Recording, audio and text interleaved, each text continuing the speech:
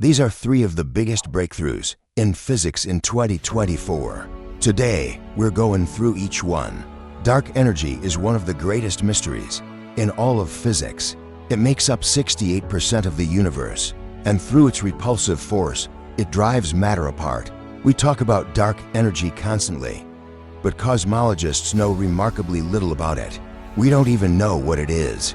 About 100 years ago, Einstein added a variable to his general relativity equations, a term representing the energy of space itself. He called it lambda, the cosmological constant. Then in 1998, teams led by Adam Rees, Saul Perlmutter, and Brian Schmidt confirmed that dark energy actually exists, a discovery that earned them the Nobel Prize. It matched Einstein's idea of an accelerating universe and his cosmological constant. But in April 2024, data from a powerful new telescope instrument produced the largest map of the cosmos ever made, and the results cast serious doubt on the cosmological constant. They suggested that dark energy might be changing over time. That would not be what a cosmological constant predicts, and it cracked open the door to entirely new theories. To understand what the cosmological constant really is, we need to go back to the beginning. The Big Bang, a single initial impulse, and the universe began expanding outward. The dominant force, as always, was gravity. And early on, scientists assumed that because the universe was full of matter and dark matter, gravity's pull would eventually slow everything down. But it didn't slow down. It sped up. It's like throwing a tennis ball straight up. Here on Earth, you expect gravity to pull it back down, but instead it just keeps going, faster and faster.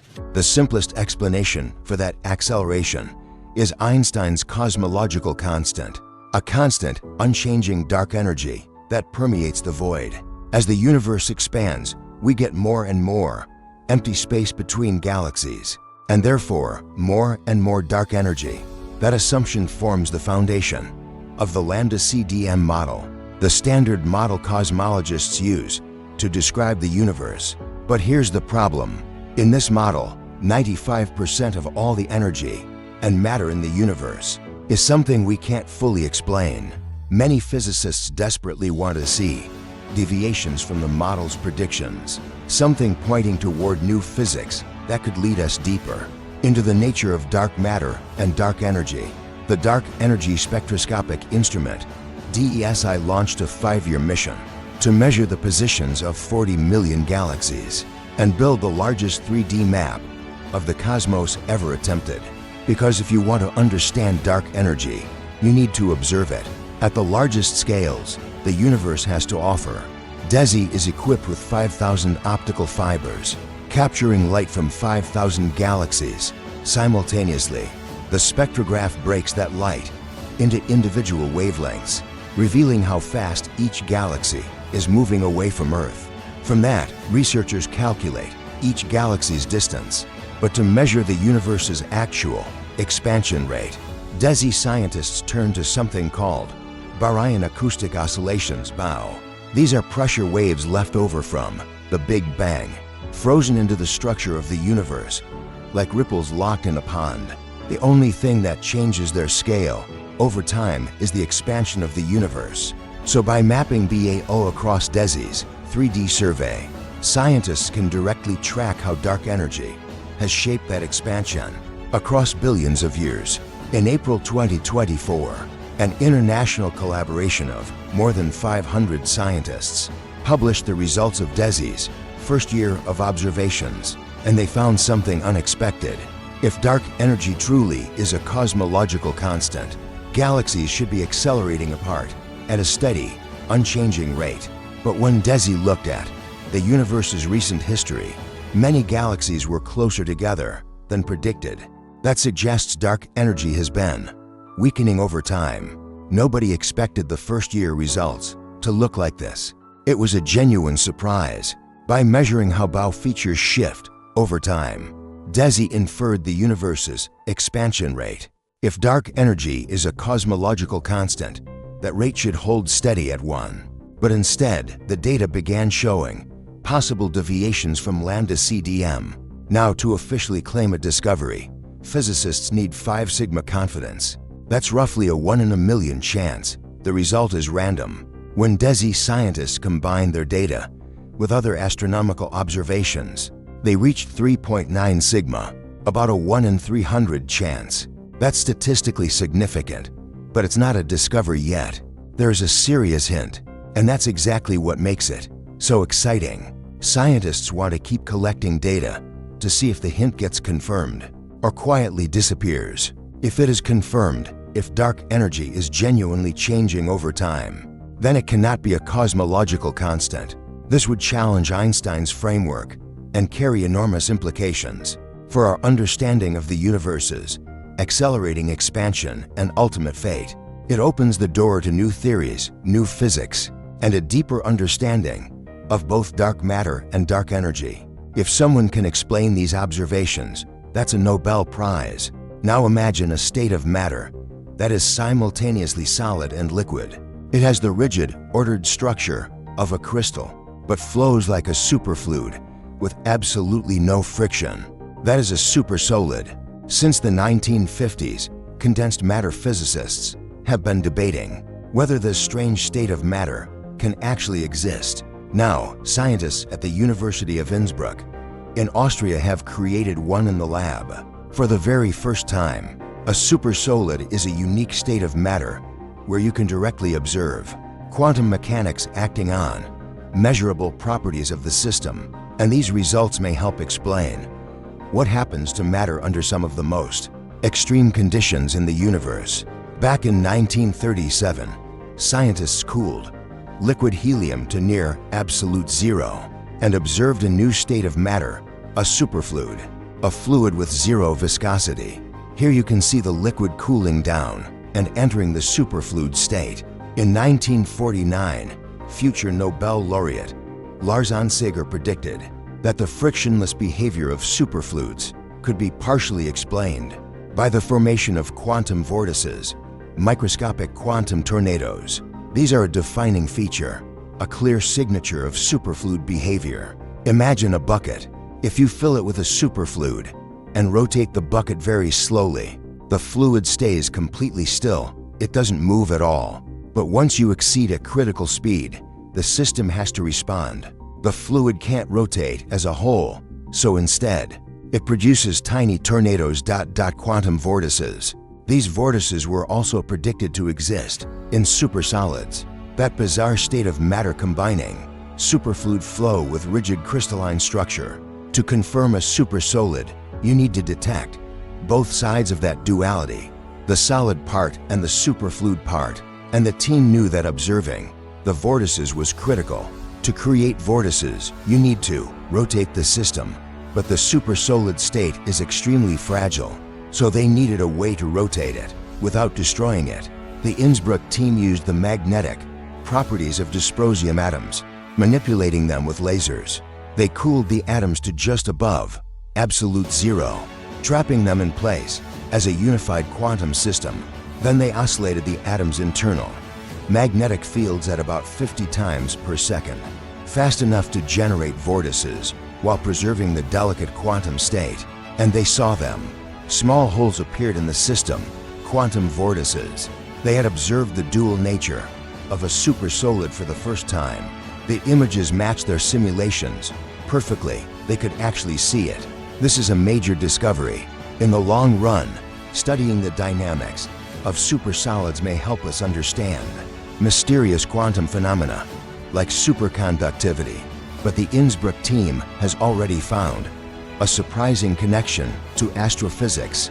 Recent findings suggest that rotating supersolids may have natural applications to a system very far from Earth, neutron stars. The inner crust of a neutron star is predicted to behave as a superfluid, which is precisely what we'd call a supersolid in this context. Some astrophysicists now suspect that a neutron star's supersolid interior could explain a strange phenomenon called a glitch, where the star briefly changes its rotation speed. Sometimes it accelerates for a short time, then slows back down. One theory holds that as the star decelerates, vortices inside the supersolid begin transferring angular momentum causing the star to briefly spin faster.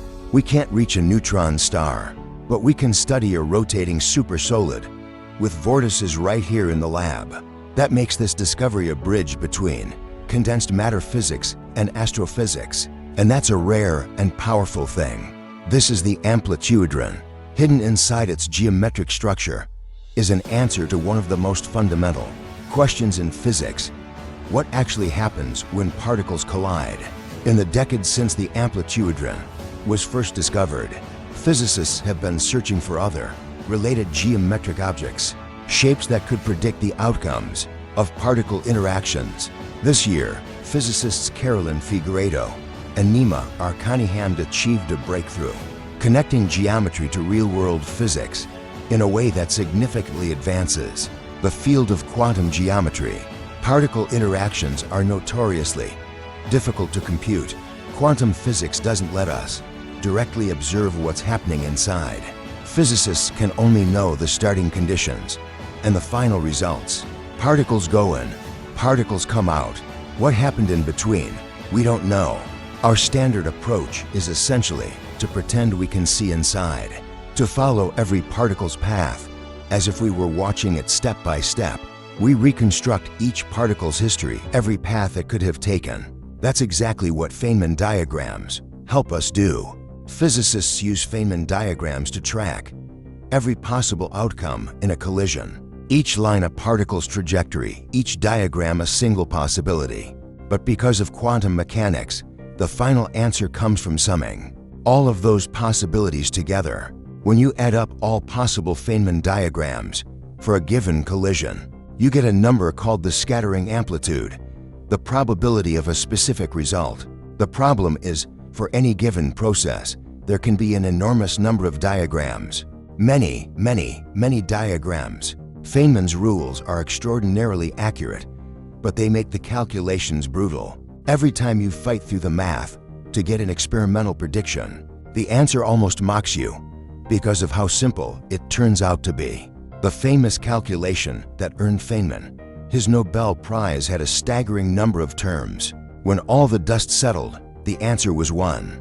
There's always been an effort to uncover the hidden simplicity inside the standard method, to find a different structure, a different approach that gets you straight to the answer. And that search led to the amplitude. Physicist Nima Arcanihamd and his team were exploring the connection between Feynman diagrams and a mathematical concept called polygon triangulation, and they found the amplitude. The triangulations of these polygons are really just a set of edges meeting at certain vertices, which is exactly how we describe particle interactions. A Feynman diagram is essentially a triangulation. The amplitude, in a sense, encodes all the information from all of those Feynman diagrams at once. These diagrams are worked out for a specific theory. The amplitude is a geometric object, and its volume gives you the sum of all those diagrams, the scattering amplitude, the probability of a particle interaction outcome. You can fully describe how to make predictions in this theory without mentioning a single particle. But there's a catch. It doesn't work for real-world particles. Arcanihamd's team quickly identified another related object called the icosahedron, which encodes Feynman diagrams for theories involving different particles. And this is where Carolyn Figueiredo made a stunning observation. Scattering amplitudes typically take a fractional form. Physicists usually focus on when the denominator goes to zero. Those poles represent the particle interactions we care most about. But Figueiredo started looking at when the numerator goes to zero instead. Something in the numerator was quietly encoding extra information. First, she used the icosahedron to study collisions involving simple particles, known as colored scalars. She found that certain collisions caused the geometry's volume to collapse to zero. That meant those collisions are simply forbidden for these particles. The amplitude is tied to the volume of the geometric object. So if the geometry collapses, drops in dimension, the volume goes to zero, and the amplitude vanishes with it. Figueiredo then looked at collisions involving gluons and gravitons, real-world particles. and she found that all the theories share the exact same zeros, meaning all of them completely forbid the exact same particle collisions. Across 3 different theories, we found a similar structure. Not just similar, almost identical. That was striking because there was no obvious reason these zeros should land in exactly the same place. These hidden zeros revealed that 3 distinct theories are all described by the same underlying function, and that function lives on a geometric surface, a single combined object that encodes all 3 theories at once. The reason we understand these zeros is precisely because we have a geometry-based formulation. This is the first time real-world particles have been computed geometrically. It builds on the amplitudron, showing that the right geometric shape can unlock new and more efficient ways to compute quantum interactions.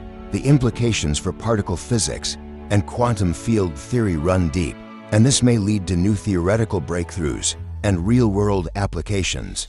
These 3 breakthroughs represent major steps forward in our understanding of the universe's fundamental laws, from exploring exotic states of matter to developing entirely new ways of computing the quantum world. They don't just advance scientific theory, they may lay the foundation for future technological breakthroughs and new fields of research we haven't imagined yet. Thanks for watching. Leave your thoughts in the comments below.